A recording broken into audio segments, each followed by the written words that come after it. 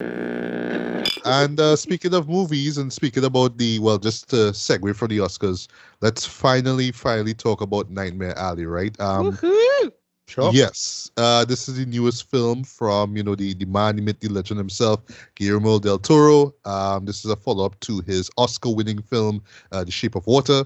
And it's only like after the fact that I realized that it was based, it was well, not along with it being based off of a novel of the same name, there was actually a 1947 version that was released, right? Yeah. And I managed to check it out. I was grateful that I did, because yeah, it's on the Criterion Collection, right? So I checked it out, and this was my official introduction to this story, right? And I will just do the synopsis, right? But I'll talk about that 1947 film in a bit, right? So what it's about, right? It's set in the late 30s, I believe it is, right? Right before World War II. Yeah. Yes. I will introduce the character of Stanton Carlyle, who is played by Bradley Cooper, right? And we learn, where he's introduced, he just kind of shows up at this local carnival, and he ends up taking his job as a carny, right? And he kind of works his way there. He learns the ins and outs and the intricacies of what's going on there, right? We're introduced to some characters, some people who work there. We see what's really going on. So no, it's not all weird, but I mean it is weird, right? But there is some sort of like chicanery going on, right? Basically, right? We're introduced to the character of Xena, who is played by Toni Collette, who is pretty much a soothsayer. But then we learn, it's this little thing that's going on behind the scenes. That's how she's able to like read things, right? Read minds and whatnot, right? He also meets Molly, who is played by Rooney Mara, who he eventually falls in love with. Her bit is that she could generate electrical current and all that kind of stuff, right? We're also introduced to Bruno, who is like the resident tough guy. He's played by Ron Perlman, because of course Ron Perlman had to be in this, right? Right. And we also meet the owner, Clem, who is played by Willem Dafoe, right? So what happens? Oh yes, and I forgot to mention too, there's also the mysterious geek character, right? Every carnival apparently must have a geek. It's just this guy who is down on his luck. Usually he drinks a lot, and if you push him, he will literally do anything, right? Even bite chicken heads, right? That whole explanation behind it was so disturbing, though. Like, wow. Oh my god, that was terrifying. Right? That was so dark. That was one of the dark, especially since like Defoe's character is calmly explaining all this over eggs and toast, and I'm sitting there like, Jesus, you psychopath. Yeah. So without spoiling too much, right? What happens is that there is an elderly guy, right? Who works there, right? His name is Pete. He's played by David Stratton, or Stratton, if I got the name wrong. Yeah, he was Ashford from The Expanse, yeah. Oh, he was in The Expanse too. Okay. Yeah. Right. Yeah, he's on a good few shows. Yeah. Right. So back then, he and Xena had this particular thing called a code, right? So this is where when they do a bit where they read people's minds, they usually do it, in the public and whatnot, right? There's a code that they use, right? So it's how you enunciate your words, the type of words that you use, the letters and all that kind of stuff, right? So he has this in this, he has a particular code book, basically, right? So Stanton, we kind of learn, is very shady, right? He's a guy who will kind of scheme his way to get what he wants, right? But he does it so subtly, right? So eventually, I'm not going to say how it happens. He gets a hold of this book. He actually runs off, technically, with Molly, and in the movie they state that they were married, but if I'm not mistaken, in this movie it's implied that they were married, right? But whatever, right? So they take this show on the road, literally, right? And they become really, really popular, right? And this catches the eye of Lilith Ritter, right? Who is played by Kate Blanchett, right? She is a psychiatrist, right? Or I should say a psychologist, right? And she kind of picks up on the fact that, Stanton on shit. I mean? What he and Mary doing is a little con. It's some con man stuff going on, right? But she knows what's going on as well too, and she decides that, hey, I want this guy to I want to work with him, right? So basically, let's pull off these little cons. Well, basically, it's during this this show that takes place at this hotel. I believe it's at a hotel or something like that, right? It's like a fancy club hotel type thing. Yeah. Right. A club, right? Yes. So they pick up on that, right?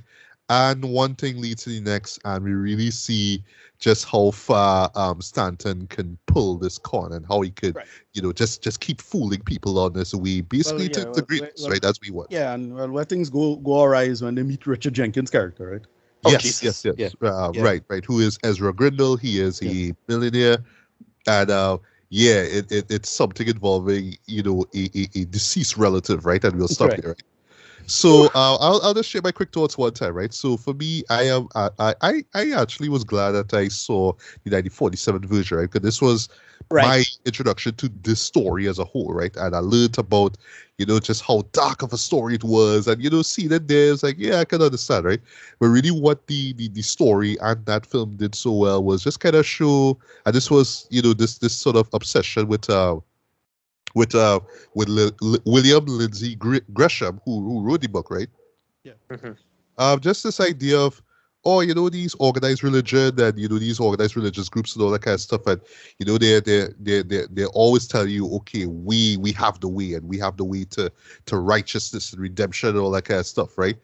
Yeah, he kind of sees through that, right? But it's not just in religion, but it's in, just in the real world. There's a lot of charlatans out there. There's a lot of people who sell you all these dreams and hopes, right? But, they just kind of do this for your money, right?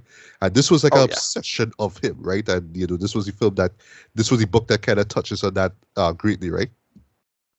Also, the original film didn't do this until I saw it.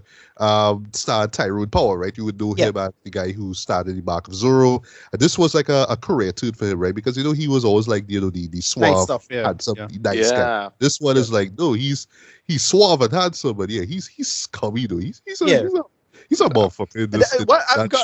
When I watched the original, I was thinking, it's gonna be not that good or mediocre or something like that, or I should say, it's gonna be nicey and soft compared to this new one. And it have some things they obviously would have pulled the punches on, but no, that one was pitch black too. Like it was, yeah. But I was surprised though at what Del Toro was able to do with this film here, because so, sorry to say, I mean, while the 47 version is pretty good, but I would say that this version here is the more superior of the two.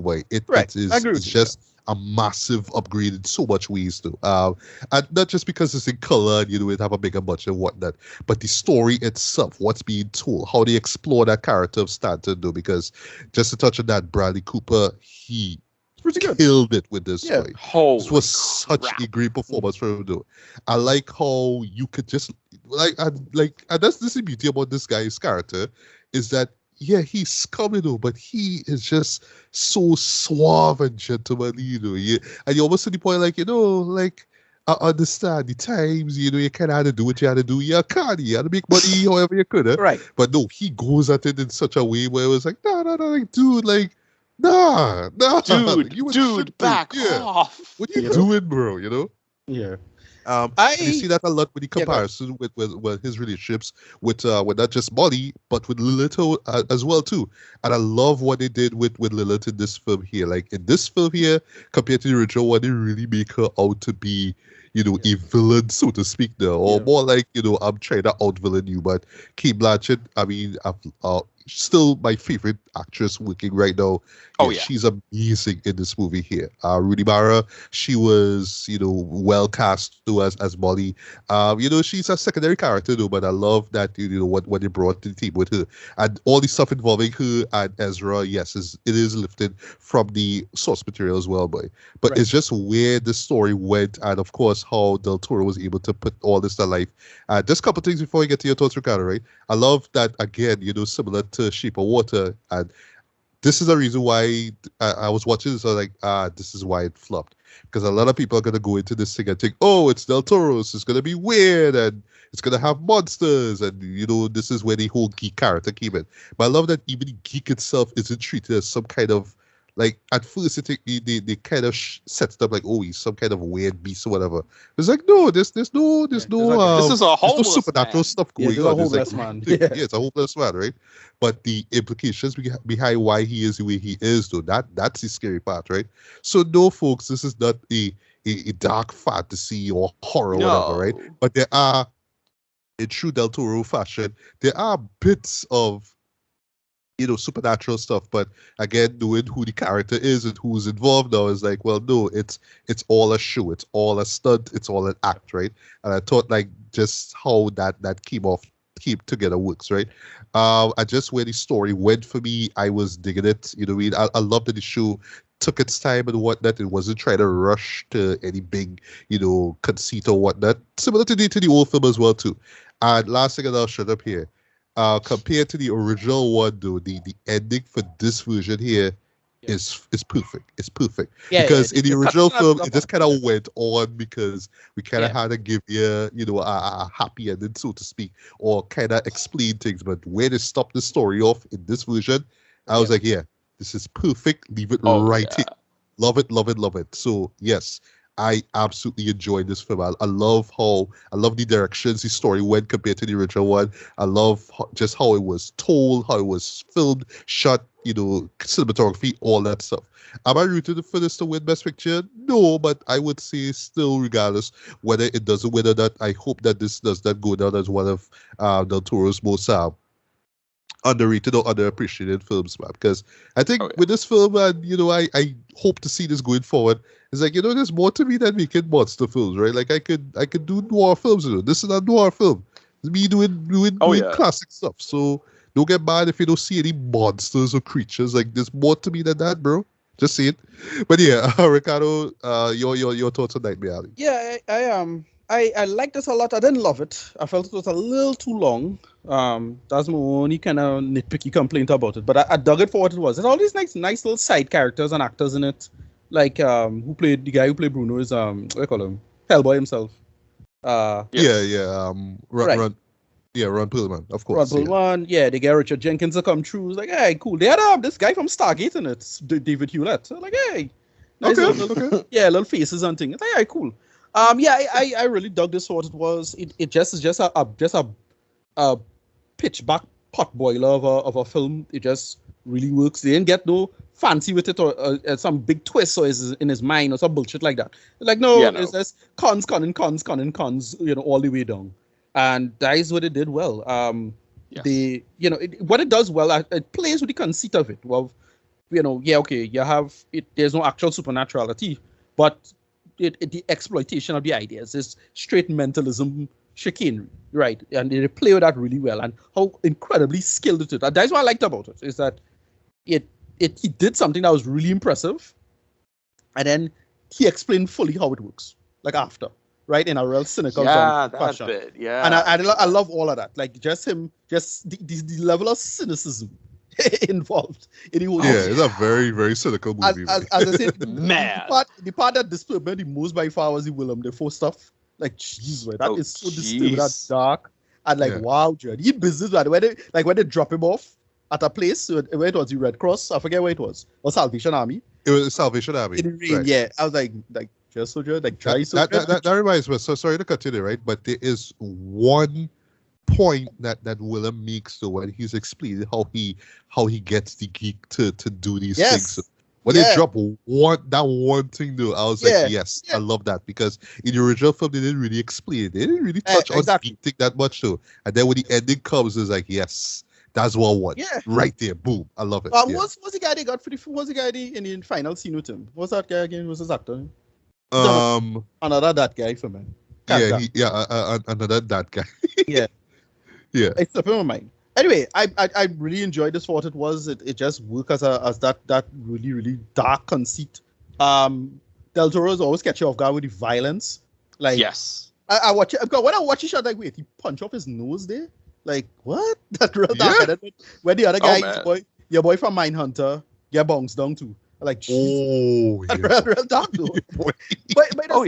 but I just, that's what you just do well. Like, the movie looking nice and irreverent and everything, and then you'll have this brutal violence, like just for one. I feel like it's his premises, but no one ever expects Del Toro's movies to be as violent as they are, or even the ones that aren't as Pan's Labyrinth. Anyone? Yeah, exactly. Like I had the great experience of showing Pan's Labyrinth to a group of people who hadn't seen it before, because they were like, "Oh yeah, it's a fairy tale movie," and then like when like when the guy is stitching his own cheek back together after being cut, like everyone's like, "Oh, what is this?" Oh, okay. I thought you were gonna talk about when homeboy himself punching this guy in the nose, like breaking his nose, like. Oh yeah, like there's that. there's so many violent. Even the movies of his, like Pacific Rim is weird because it doesn't have like quite as much violence in theory. Right. But then there's also shit like they go inside the dead kaiju and like its unborn monster thing attacks them, and it's like whoa. Exactly. But yeah. So that's last quick point. No, I dug this one. It was straightforward as it is. Again, I was like, I didn't know it was a book, and I'm like, okay, let me just do some research after. And like, oh, okay, that's what was going on. Because I was thinking it had some big twist or something like that I missed. I'm like, no, it's just this guy hard on his luck. You learn the big thing about what going on, like in the beginning when he buried somebody and burned the house down. Like, okay, yes. And it's straightforward. The whole thing, and that's what I like about it. They get into the roots of trauma, guilt. It's not a gimmick. Guilt. Yeah, it's not a gimmicky movie. You're right. And it get into the brass tacks of all of that now. Like it's all of this supernatural stuff is trauma and guilt. And what they do with Richard Jenkins' character is way darker than the original. Like, I know, right? Holy! Like, I was surprised by that. But it works. A lot of it works. Like why they do it, it's how it plays out. And yeah, I didn't love it. As I said, it really only the length kind of undermined it a little bit for me. But other than that, Judd, it was real hard, Judd. Like it was really good. Like well done. But I can't say I loved it. As I said, it was a little slow. They could have really, if it was a little tighter, I would have enjoyed. Like if it cut down to 2 hours or a little over 2 hours, maybe, I'm not sure. But whatever. You get a movie we got. And look, it's not to say it's a bad movie or anything like that. It was just, I just felt it dragged at parts. That's about it. Yeah. Give your thing and I'll give a rating. Yeah. All right. Well. Okay. Well, we could give our ratings one time, I guess. For me, I'm gonna give this a very, very light 4.5 out of 5. Though. This is absolutely worth checking out, especially if you're a Del Toro fan. Well, before we get to you, CC, your thoughts and quick thoughts and rating. Ricardo, your rating. Oh yeah, like maybe like an 8 out of 10. 8.5, closer to 9 if anything. But yeah, 8 out of 10 I'll give. Right. All right. So, CC, your thoughts and rating on Nightmare Alley. Okay, I will start by saying that it is impossible for me to be distant and objective about this because Del Toro is one of my favorite. Like, of Del Toro, Guillermo del Toro and James Gunn are the two American filmmakers who keep me going. Like either of them have movies come out, and for me, it's a national holiday. Like I don't fucking care. Right. But I was intrigued by this because his whole thing was, Del Toro is first and foremost a genre expert. Like he's a genre, like even more than a monster guy. Oh, he loves monsters. He's also a genre guy, and he's incredibly genre savvy, and he's always loving to like, oh, let me do a giant mech anime, but in live action. Oh, let me do a gothic romance. Oh, let me he's always like trying out. So when he said he was going to do noir, I was intrigued, especially since it doesn't have a supernatural element. It's still, this is the thing I love, it's still very interested in monsters, but it's not like literal monsters. It's now, human monsters of confidence tricksters and con artists. Because that's the thing that to me is the whole chilling. Because I think Eyepatch Wolf did a video on this, and ever since then I've been intrigued. But I've also been intrigued even when I was younger and watched shit like Darren Brown, Trick of the Mind on TV. But confidence men and those kind of con artists are fascinating to me, because especially when you learn that they make it seem like, oh look, it's magic, but then you look at how they do it and you realize no, it's not magic. It's still quite remarkable. There's a skill, there's a terrifying there's an art to it, there's a skill to it, and I love how the movie makes it clear that there is an art, there is a skill, but you, as a practitioner, have to be careful not to abuse that, and you can abuse that. And what I like about Bradley Cooper's character is that, his downfall is greed. Yeah. It's not enough that he can just be this brilliant confidence man who's, the whole scene you alluded to earlier at the carnival, where there's the bit where they get in trouble with the sheriff, and the sheriff shows up, and he and he he quote unquote like reads his mind, but then like later he explains how he got all the information. You're going, whoa, that's Yeah. a lot. Like that level of attention to detail is quite Yeah. fascinating. But I do love how Del Toro explores the dark side of all that. Like I love how Right. he looks at the world of carnivals and looks at the world and like We did. it's very it's an all American story, is like a lot of the Right. best noirs are. So Like- we did remember the documentary we watched last time? We did with Summer.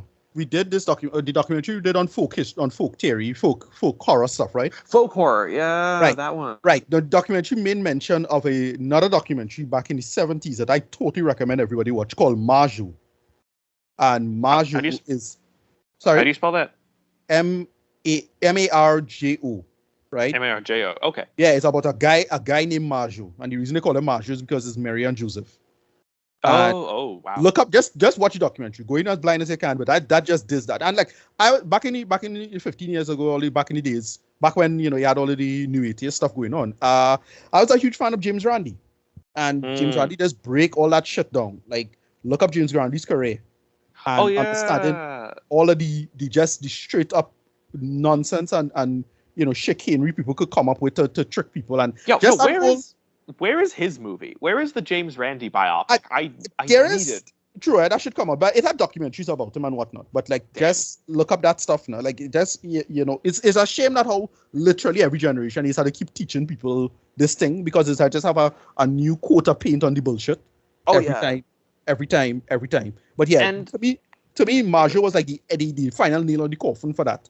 And you had to get into like deeper discussions about why people believe this bullshit and why Yes. this stuff's so popular all the time and why this keep cropping up and blah blah blah blah. But yeah, I thought this movie nailed that psychology and It that does. all that emotional state and again trauma and guilt, just back and forth. They Yes. make it Yeah. work. Yeah, go ahead. But like, and I love that as a noir, it's perfect because he couches like he like Del Toro understands. Like he literally said this in an interview that noir isn't about like light through Venetian blinds and smoke and like Right. voiceover narrations and crap like that. Like it's about it's psychological character studies and it's the dark side of Americana and it's the like world. And it's world of like morally gray characters, and he nails all of that with Nightmare Alley. Everyone involved, like Del Toro, is working, except with Bradley Cooper. I think except actually Bradley Cooper and I think a couple others. Most of these are people he's worked with before, and so there's a familiarity. So he can really get great performances out of them because he knows them very well at this point. I was shocked by Richard Jenkins. Given the character Richard Jenkins plays in Shape of Water versus the character he plays in this, Yeah. It's Jeez. terrifying. Yeah. Like, but no, just absolutely. I loved seeing Del Toro like do something that's a little different. I mean, it's still recognizably a Del Toro film. It's still a genre movie, and it's a movie that gets into the nuts and bolts and the history of the genre. As a psychological study and as like a critical examination of like con artists and tricksters, of con artists, like confidence men, and the not parapsychologists, but like those like type people. It is intriguing. It is dark as hell. I feel like anyone who knows Del Toro's more classic stuff, like I'm talking Pan's Labyrinth, you will kind of know what to expect with how dark this is going in. But even then, there's still plenty of absolute surprises, and there's so many brutal moments in this, and they're like just cold, chilling moments. It's like probably the Del Toro movie, I would say, aside from maybe Crimson Peak, that's like, and maybe Pan's Labyrinth, that's like closest to a straight up horror film. Like I would say, like most of his films, like even the ones that present as horror, are more they've got some other element going on, but this is the movie I think is the closest to being a straight up horror film. So no, I am a Del Toro diehard, so of course I'm just going to give this a 10 out of 10. But Okay. that is not no objectivity there whatsoever. That is just Sure. this man is an absolute treat, and I'm so excited for his stop motion Pinocchio for similar reasons. But no, this was Yes. Yeah. this was amazing. This was a treat. seeing it in theaters was a little sad. We went at the same time. Disney did this film dirty by releasing it at the same time as Spider-Man. Yeah. They did this so dirty by releasing this at the same time as Spider-Man. When my partner and I went to see it, there was a line out the door for Spider-Man. There was a line to get tickets for Spider-Man. There were lines for snacks for Spider-Man. And then by the time we got to Nightmare Alley opening weekend, it was an empty theater, except for maybe two other people. It was there have been on the internet, there were people talking about, there was someone they were the only person who booked their ticket, and then the theater contacted them and asked them if they would like to cancel because they wanted to use that theater to book more Spider-Man. There was someone else who said they had a hard time watching it because the theater right next door was Spider-Man, and the sound of the people yelling and cheering and everything about Spider-Man was kind of drowning out some of the quieter moments in the movie. Wow.